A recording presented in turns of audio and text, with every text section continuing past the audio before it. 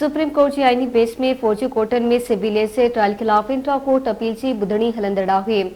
लाहौर बार जे वकील हामिद खान तरफां supreme court में दलील जारी आहिनि, जॾहिं त सुप्रीम कोर्ट बार एसोसिएशन लिखत में सबब अदालत में जमा कराए छॾिया आहिनि। सुप्रीम कोर्ट बार एसोसिएशन चयो आहे त सिविलियन जो फौजी अदालत में ट्रायल न थियणु घुरिजे।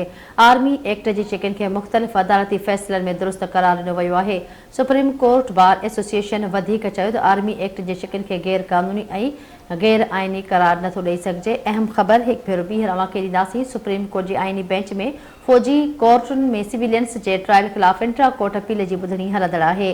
लाहौर बार जे वकील हामिद खान तरफां सुप्रीम कोर्ट में दलील जारी आहिनि, जॾहिं त सुप्रीम कोर्ट बार एसोसिएशन लिखत में सबब अदालत में जमा कराए छॾिया आहिनि। सुप्रीम कोर्ट बार एसोसिएशन चयो त सिविलियन जो फौजी अदालतनि में ट्रायल न थियणु घुरिजे।